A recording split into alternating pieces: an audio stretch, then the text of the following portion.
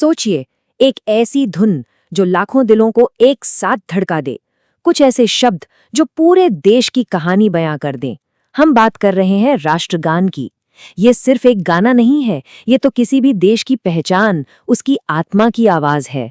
तो चलिए आज एशिया के राष्ट्रगानों के इस सफर पर निकलते हैं और देखते हैं कि इन धुनों के पीछे क्या कहानियां छिपी हैं। देखिए, हर देश को हम उसके झंडे से तो पहचान ही लेते हैं, है ना? पर क्या हमने कभी सोचा है कि उस देश के आधिकारिक गीत का क्या? उसके बारे में हम कितना जानते हैं? आखिर वो कौन सी धुन है जो उस देश के इतिहास, उसके संघर्ष और उसकी उम्मीदों को अपने अंदर समेटे हुए है? तो सवाल उठता है कि आखिर ये राष्ट्रगान होता क्या है? सीधी सी बात है, ये एक ऐसा देशभक्ति गीत है जिसे कोई भी देश अपनी पहचान बताने के लिए, अपनी पहचान की अभिव्यक्ति के लिए आधिकारिक तौर पर अपनाता है। ये सिर्फ शब्द और संगीत का मेल नहीं है, नहीं, ये तो समझिए उस देश की धड़कन है, उसकी आत्मा की आवाज है। तो चलिए इस सफर की शुरुआत करते हैं भारतीय उपमहाद्वीप से। और यहाँ राष्ट्रगान की कहानी सीधी सादी नहीं है। यहाँ कहानी में कई दिलचस्प मोड़ है, थोड़ी पेचीदा है। और इस पेचीदा कहानी का सबसे अनोखा, सबसे यूनिक केस वो हमें भारत में देखने को मिलता है। एक ऐसा देश जहां राष्ट्रीय गीतों की अपनी एक अलग ही दुनिया बसती है। अब ये बात बहुत दिलचस्प है ना, कि भारत में एक नहीं बल्कि दो ऐसे गीत हैं जिन्हें राष्ट्रीय दर्जा मिला हुआ है। एक है जन गण मन, जो हमारा राष्ट्रगान है, हमारा ऑफिशियल नेशनल एंथम।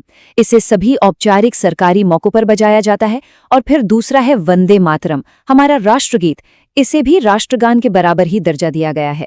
और इसका एक बहुत बड़ा ऐतिहासिक महत्व है। ये हमारे स्वतंत्रता संग्राम की आवाज रहा है। अब अगर हम भारत के पड़ोसी देशों को देखें तो वहां हमें ज्यादातर एक देश एक गान वाली बात ही दिखती है।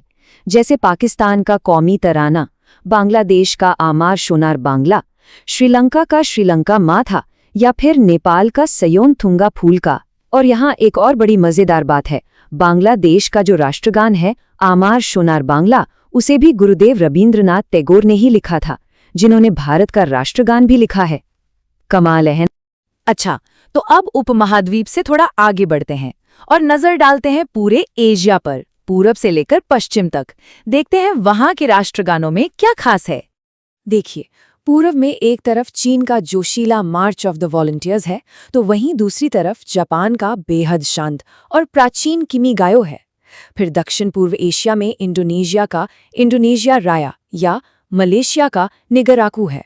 और अगर हम पश्चिम एशिया की तरफ चले तो वहां भी हर देश की अपनी अलग धुन है, अपनी अलग कहानी।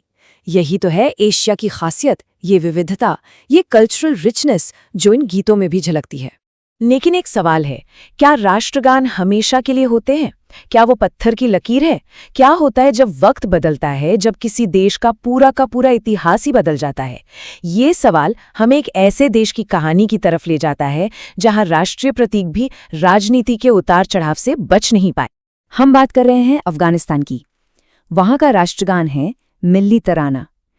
लेकिन जैसा कि हम सब जानते हैं, वहां हाल के सालों में जो राजनीतिक बदलाव हुए हैं, उन्होंने ये दिखाया है कि कैसे एक राष्ट्रगान का इस्तेमाल या उसका अस्तित्व तक देश की स्थिरता से जुड़ा होता है।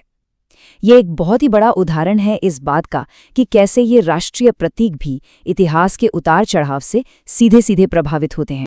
तो ये हमें एक बहुत बड़े सवाल पर लाके खड़ा कर देता है।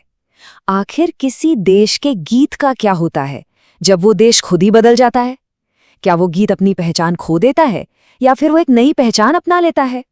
तो एशिया के राष्ट्रगानों के इस पूरे सफर से हमने आखिर सीखा क्या?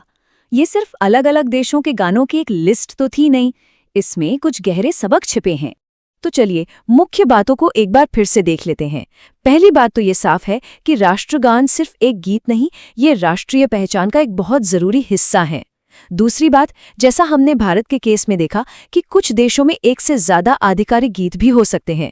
तीसरी बात, किसी भी राष्ट्रगान का नाम और उसका दर्जा हमें उस देश के गहरे राजनीतिक इतिहास के बारे में बहुत कुछ बता सकता है। और आखिर में सबसे जरूरी बात कि किसी भी देश का गान हमेशा के लिए फिक्स नहीं होता, वो देश के साथ साथ बदल भी सकता है। तो आखिर में एक सवाल, एक सोच जिसके साथ हम आपको छोड़े जाते हैं। अगर किसी देश का झंडा वो प्रतीक है जिसे हम अपनी आंखों से देखते हैं, तो फिर उसका राष्ट्रगान क्या है? वो किस चीज का प्रतीक है? शायद वो उस देश की आत्मा का प्रतीक है, एक ऐसा प्रतीक जिसे देखा नहीं, सिर्फ सुना और महसूस किया जा सकता है।